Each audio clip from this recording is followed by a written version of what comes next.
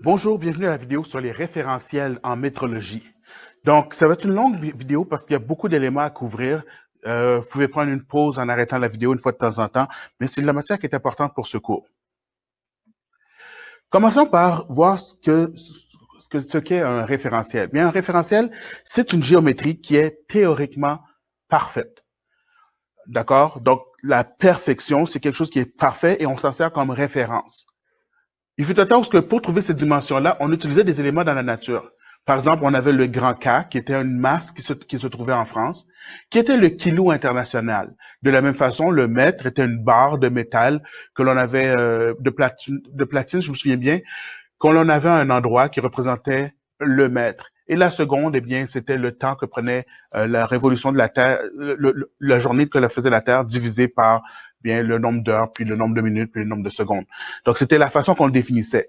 Le problème qu'il y a, c'est que la Terre ralentit, le mètre, le métal peut changer, et le kilogramme a, à vrai dire, perdu du poids à un moment donné au fil des années.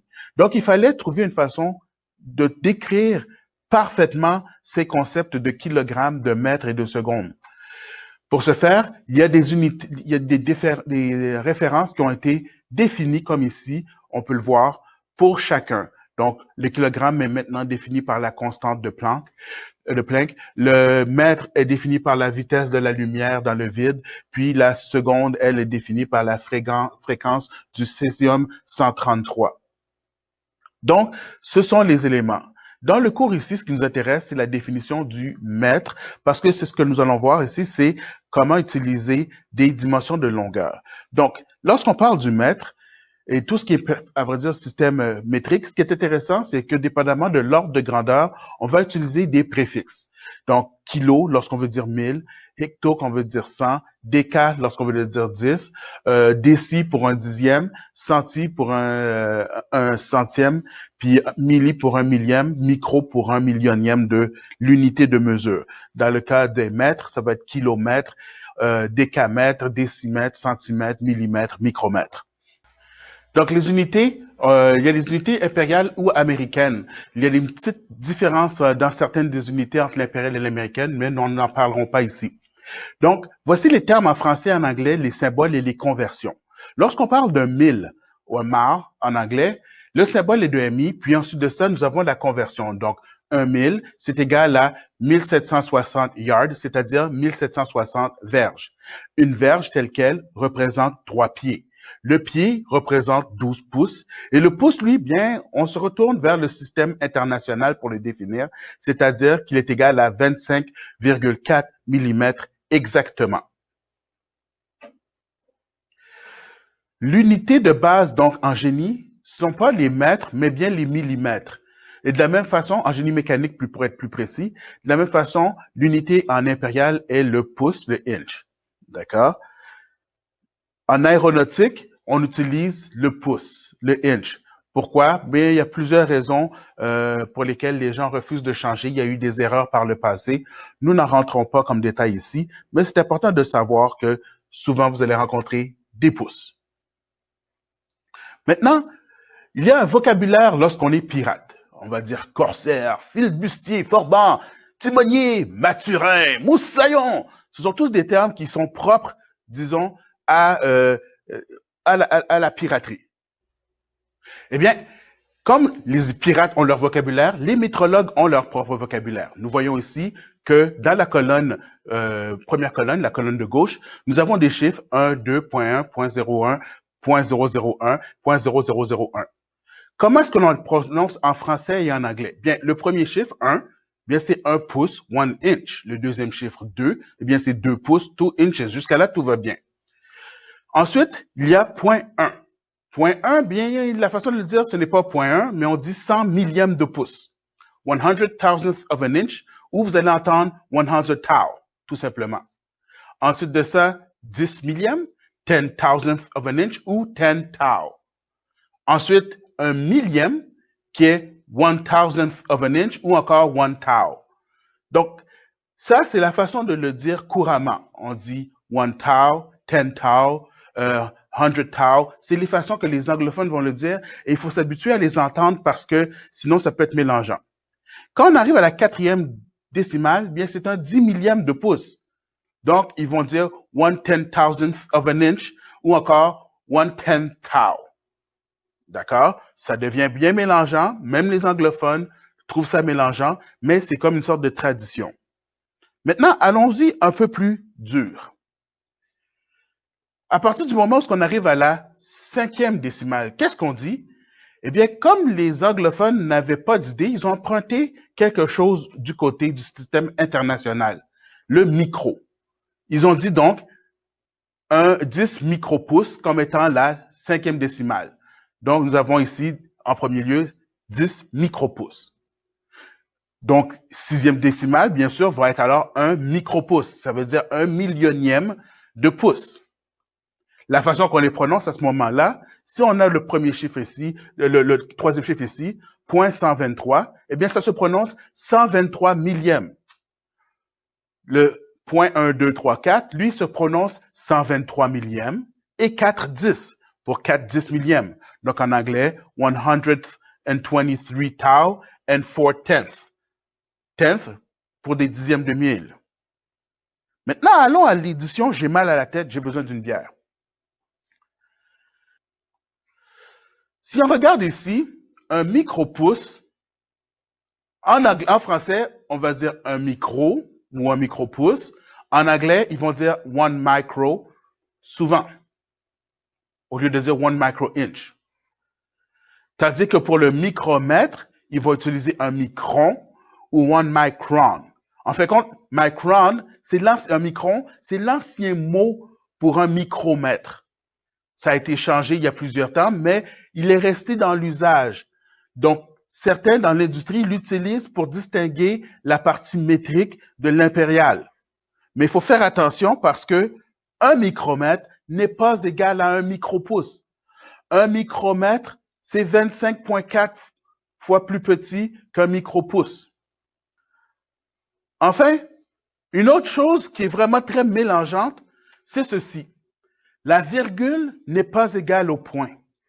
Lorsque nous avons une virgule, nous sommes dans la norme ISO, c'est-à-dire en Europe, en Asie ou ailleurs dans le monde, tout le monde utilise une virgule pour séparer les décimales des autres chiffres. Ce n'est pas le cas chez les anglophones. Chez les anglophones, on utilise le point. Si on décide de mettre un 0 avant le point, nous sommes en métrique. Donc, dans le cas de 0.001, nous savons que c'est du millimètre. Alors que dans le dernier cas, où c'est 0.001, nous sommes dans l'impériable. C'est extrêmement mélangeant, mais il faut être sûr de bien comprendre ceci. Passons au sujet suivant, les datums. Qu'est-ce que c'est qu'un datum? Ben, c'est un mot pour dire référence. D'accord? Donc, les référentiels, les datums, sont des éléments qu'on utilise pour prendre des mesures. Sur les dessins, on les représente de la façon qu'on voit ici, c'est-à-dire une lettre encadrée. Il y a aussi d'autres façons de représenter que je vous parlerai peut-être en classe, mais ça, c'est la façon la plus moderne de le faire. Donc, une façon de le dire, c'est que on est appuyé sur la face A pour prendre des mesures. Donc, un datum, c'est une géométrie qui est parfaite. Lorsqu'on dit parfaite, c'est parce que c'est un plan qui est parfait. La face qu'on décide de s'appuyer devrait être parfaite. Or, il est impossible de créer quelque chose de parfait dans ce bas monde. On utilise donc un simulateur, c'est-à-dire une surface dont la forme est suffisamment précise pour servir de datum, pour être considérée comme étant parfaite. Eh bien, c'est quoi cette surface? Qu'est-ce qui est suffisamment précise? Ça dépend de ce qu'on fait. Pour faire un simulateur de géométrie parfaite, disons que j'ai besoin d'un plan. J'ai besoin d'un plan parfait. Pour ce faire, je vais utiliser soit un marbre, soit une table sinus, soit un vérin. Si je veux utiliser une droite parfaite, je vais pouvoir utiliser par exemple une tige cylindrique ou un bloc en V. Si je veux avoir un point, je peux utiliser une sphère ou un gabarit. Puis, pour les dimensions, je peux prendre des cales étalons et des tiges étalons. C'est bien sûr pas une liste exhaustive, ce sont quelques exemples d'instruments de mesure qu'on peut utiliser pour ça. Pourquoi est-ce qu'on utilise ça? Bien parce que la norme a été écrite par deux types de personnes, des mathématiciens et des avocats. Puis pour les mathématiciens, bien, veut pas, ils aiment ça travailler en X, Y et Z. Donc, avec des datums, ça leur permet de faire un référentiel qui ressemble à ceci, X, Y. Donc, si le premier référentiel est en bas et le deuxième est là, bien, ça veut dire d'abord, appuyez-vous sur la face X et ensuite, alignez-vous à l'aide de la partie 2, le Y. Voici donc les simulateurs de plans, un marbre, comme je le disais. Pour avoir un angle de 90 degrés, nous avons ici des équerres. Donc, une fois posés sur le marbre, ces éléments peuvent être à 90 degrés. Nous voyons d'un côté, à gauche, une équerre cylindrique. C'est une équerre qui est vraiment très précise, avec laquelle nous utilisons comme étalon. À la droite est une équerre qui n'est pas cylindrique. Elle est un peu moins précise, mais grâce à l'équerre cylindrique, on peut vérifier si celle de gauche, si celle de droite plutôt, est bien d'équerre.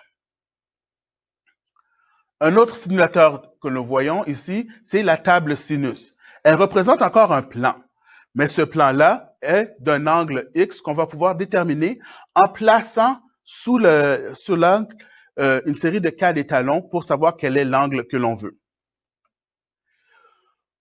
Pour pouvoir simuler une ligne ou un axe, on peut utiliser ceci, des blocs en V. Les blocs en V, ils sont machinés de façon très précise. Et lorsqu'on place une pièce cylindrique dessus, bien l'axe devrait être au centre de ce bloc-là. Puis, il est aussi possible d'utiliser des vérins pour pouvoir simuler des plans, comme nous verrons dans le laboratoire. Donc, je répète ici. Donc, les codes basiques, ce sont des codes qui sont théoriquement parfaits. On l'utilise comme des objectifs, on l'utilise comme objectif et ça s'accompagne toujours d'une tolérance car la perfection est inatteignable. Par exemple, ici, nous pouvons voir que les cotes peuvent être représentées de façon encadrée. Nous avons un 10 et un 5 qui sont encadrés. Donc, ça veut dire que ce sont 10 mm ou 5 mm respectivement, mais ce sont des cotes qui sont parfaites. Sur d'autres dessins, surtout sur certaines compagnies comme chez Pratt et Whitney, on n'utilise pas la méthode avec des notes encadrées, on utilise plutôt une dimension qui n'a pas de tolérance et avec une note générale qui dit que toutes les cotes non tolérancées sont basiques. Donc, la cote parfaite. Mais comment savoir que c'est une cote parfaite, une cote de 1 pouce? Bien, on utilise ce qu'on appelle comme simulateur de datum des cales étalons. Les cales étalons, bien, il y en a plusieurs sortes. Il y en a qui sont en acier, il y en a qui sont en céramique, il y en a qui sont rectangulaires, il y en a qui sont carrés. Elles ont toutes la même précision selon la forme. Cependant, elles ont plusieurs qualités. Chaque qualité a sa propre précision. Ici, nous voyons qu'il y a un jeu de cales étalons. Ça, c'est un jeu typique. Bien sûr, il y en a d'autres, mais celui qu'on voit souvent lorsqu'on commence, c'est ce type de cale étalon. Vous verrez qu'il n'y a pas toutes les dimensions possibles et imaginables. Il faut, à vrai dire, assembler les cales étalons pour arriver à faire la dimension que l'on veut. Ici, je vous donne un tableau avec les cales étalons qui viennent dans un jeu typique. Nous voyons qu'il y a quatre groupes d'étalons. Chacun est présenté ici. Donc, premièrement, nous avons le groupe des étalons qui nous donne les 10 millièmes de pouce. Donc, ça commence par 100 millièmes et 1 10 jusqu'à 100 millièmes et 9 10. Donc, ce sont des cales étalons qui sont espacés de 1 10 millième chacune. Dans le deuxième groupe, ici, nous avons les cales étalons qui sont espacés de 1 millième chacun. Donc, ça commence à 101 millièmes, 102 millièmes, jusqu'à 149 millièmes. Il y a les cales étalons qui viennent à coût de 50 millièmes. Donc, 50 millièmes, 100 millièmes, 150 millièmes, 200 millièmes, etc., jusqu'à 950 millièmes. Et enfin, il y a les cales étalons qui viennent ici, qui sont toutes espacées de 1, 2, 3, de 1 pouce chacune. Ceci étant dit, comment fait-on pour pouvoir calculer ces cales étalons-là? Eh bien, moi, j'ai trouvé une façon en 5 étapes pour pouvoir savoir comment assembler les cales étalons. C'est un peu compliqué, mais vous allez voir, ça va bien aller. Comme on dit avec le COVID, ça va bien aller. On va y aller de la façon suivante. Première étape, c'est d'éliminer la quatrième décimale. La quatrième décimale, c'est quoi? Bien, c'est le 5 qui est ici.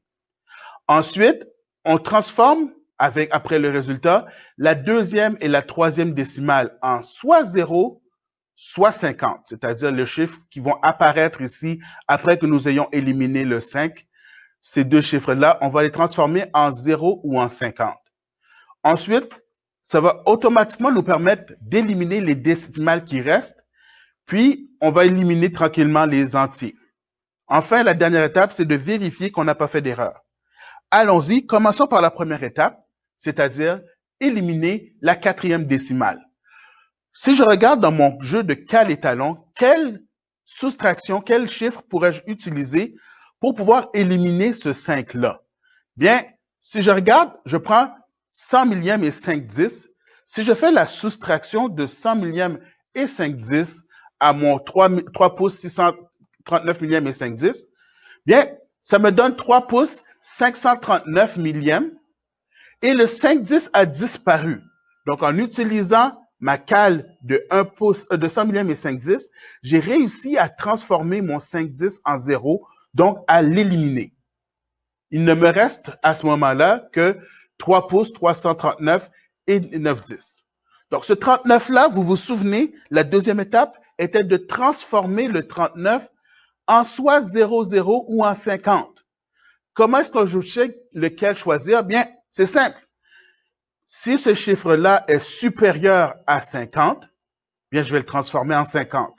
S'il est inférieur à 50, bien, je vais le transformer en 0. 39 étant inférieur à 50, qu'est-ce que je peux faire pour le transformer en 0? Bien, je vais aller dans mon jeu de cale étalon et je me rends compte que j'ai une cale de 139 pouces. En supprimant 139 pouces de mon 139 pouces de 3 pouces 539, eh bien, il me reste 3 pouces 400. Et vous voyez, les deux décimales ici ont maintenant disparu. Ceci me permet de passer à la troisième étape, qui est d'éliminer les décimales restantes. Si vous avez fait votre travail comme il faut, vous allez pouvoir utiliser une cale à ce moment-ci qui va vous éliminer toutes les décimales, peu importe la combinaison que vous avez. Donc, allons-y, regardons ce que je peux utiliser. Bien, si j'utilise une cale de 400 millièmes et je la soustrais à mon 3 pouces 400 millièmes, il ne me reste que 3 pouces. Maintenant, ma dernière étape, d'éliminer les entiers. Dépendamment du nombre d'entiers, on va pouvoir voir ce qu'il y a. Dans mon jeu de cale étalon, j'ai une cale de 3 pouces. En l'éliminant, j'ai 0.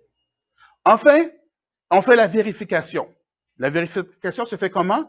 Eh bien, en additionnant chacune des cales ici, on devrait obtenir le même chiffre que l'on avait au départ, c'est-à-dire 3 pouces, 639 millièmes et 5/10, ce qui est bien le cas. Donc, voici la façon de faire pour pour choisir plutôt les cales étalons lorsque vous allez faire. Je vous invite à faire les exercices que je vais vous mettre sur le Moodle pour pouvoir vous pratiquer. Ceci étant dit, on avait parlé précédemment de la table sinus. La table sinus comme ceci. Comment faire pour déterminer l'angle que l'on veut avec la table sinus? Pour déterminer l'angle, il faut prendre une série de cales étalons G, ici, que l'on va mettre l'une par-dessus l'autre.